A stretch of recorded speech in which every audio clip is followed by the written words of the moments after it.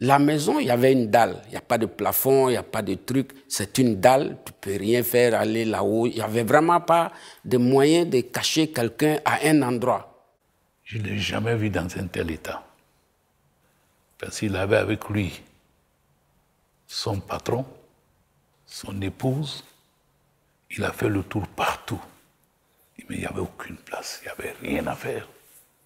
C'est pendant que je tournais, je suis revenu, il y a M. Tungara qui est venu vers moi pour me dire « Ah, Soro, tu sais, le patron veut descendre parce qu'il pense que c'est lui qu'on cherche et que si lui on l'attrape, il va pouvoir sauver nos vies. » Alassane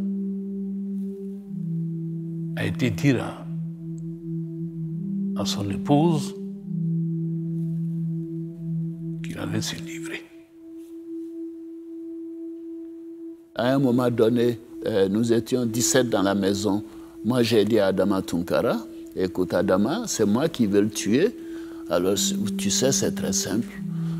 J'ai tout réussi dans ma vie. Moi, je vais descendre. Ils vont m'assassiner. Et comme ça, vous aurez la vie sauve. C'est-à-dire que, généralement, le chef envoie les autres à la mort.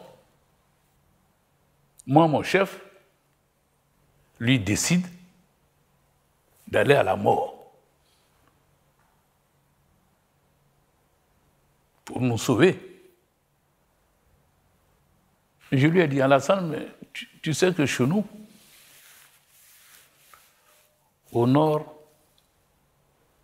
dans l'histoire du Madin, les grands chefs sont toujours tombés avec un de ses lieutenants, avec un de leurs lieutenants, le plus proche.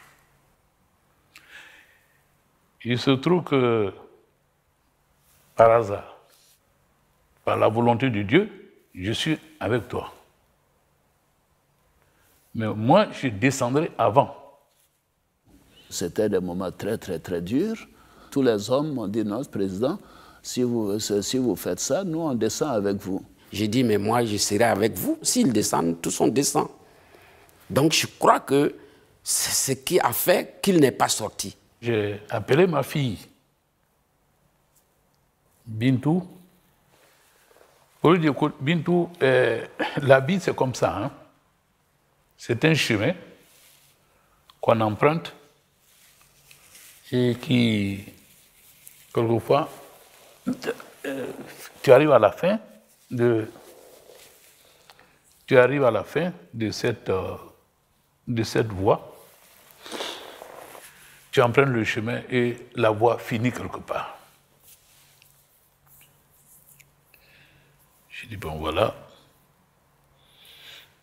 je crois que le temps est venu pour toi de t'occuper de ta maman. Il faut que tu sois brave.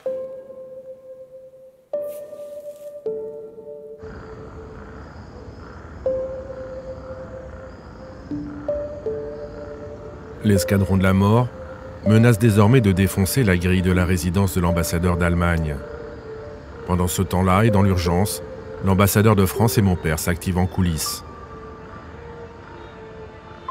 C'est là que j'ai donc reçu un appel de l'ambassadeur Renaud Vignal me disant « Monsieur le Premier ministre, je viens de recevoir un appel du président Chirac, je viens vous chercher, tenez bon. » Entre 11h30 et minuit, on nous a dit de descendre avec 3 véhicules. On est sorti, on est monté dans le véhicule où il y avait l'ambassadeur, le conducteur, et l'ambassadeur avait porté un gilet, je me souviens, et il a habillé le président avec un autre, et il s'est couché sur le président pendant qu'on sortait de la cour. Dominique et moi, nous nous sommes couchés sur le siège arrière, on nous a recouverts de gilets pare-balles, et c'est comme ça que nous sommes sortis, parce que quand on sort de ma résidence, il fallait passer devant la résidence présidentielle pour aller à la résidence de France. Alors, je peux vous dire que c'est des moments dont je me souviendrai.